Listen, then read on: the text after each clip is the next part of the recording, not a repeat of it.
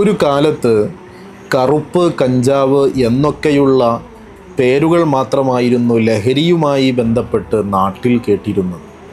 ഇന്ന് പേരുകൾ പറയാൻ പോലും അറിയാത്ത നൂറുകണക്കിന് സിന്തറ്റിക് മയക്കുമരുന്നുകൾ വിവിധ രൂപത്തിലും ഭാവത്തിലും മനുഷ്യ മക്കളുടെ മനസ്സിലേക്കും അതിലൂടെ അവരുടെ ജീവിതത്തിലേക്കും വിഷമഴയായി പെയ്തിറങ്ങുന്നു.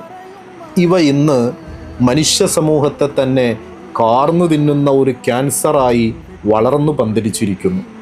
ലഹരിയുടെ ഉപയോഗം വ്യക്തിയുടെ ആരോഗ്യത്തെ മാത്രമല്ല, അവരുടെ കുടുംബങ്ങളെയും മനുഷ്യ സമൂഹത്തെ മുഴുവനുമായിട്ടാണ് തകർക്കുന്നത്. ഒരു നാടിൻ്റെ വളർച്ചയ്ക്കും വികസനത്തിനും ഏറ്റവും പ്രധാനം ആരോഗ്യവാന്മാരായ ഒരു തലമുറയാണ്. ഒരു രാജ്യത്തിൻ്റെ സമ്പത്തായ ഒരു തലമുറ ലഹരിയുടെ ഉപയോഗത്താൽ നശിക്കുന്നത് മനുഷ്യകുലത്തിന് തന്നെ തീരാ നഷ്ടമാണ് വരുത്തിവെക്കുന്നത്.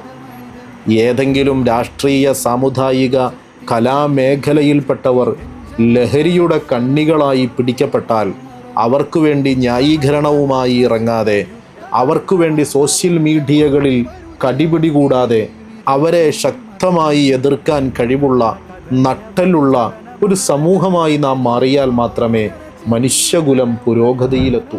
ലഹരി ഉപയോഗവും ആസക്തിയും ഒരു രോഗമാണെന്ന തിരിച്ചറിവ് ആദ്യം മനുഷ്യർക്കുണ്ടാവണം.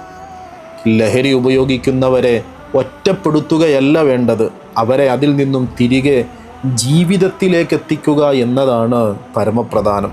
അതിനോടൊപ്പം സാമ്പത്തിക അത്യാർത്തിമൂത്ത് ഈ വിഷം വിറ്റു മനുഷ്യ സമൂഹത്തെ നശിപ്പിക്കാൻ നടക്കുന്നവരെ ശക്തമായി നേരിടാനുള്ള ഇച്ഛാശക്തി നമ്മുടെ ഭരണകൂടങ്ങൾക്കൊപ്പം മനുഷ്യരായ നാമും പ്രകടിപ്പിക്കണം. മനുഷ്യർക്കൊപ്പം എന്ന പ്രമേയത്തിൽ മലയാളക്കരയാകെ ഒരു മഹാമനുഷ്യൻ സഞ്ചരിക്കുകയാണ്. സുൽത്താനുൽ ഉലമയുടെ കേരള മുസ്ലിം ജമാഅത്ത് കേരള യാത്ര ഇന്ന് ഇടുക്കി ജില്ലയിൽ തൊടുപുഴയിലെത്തും.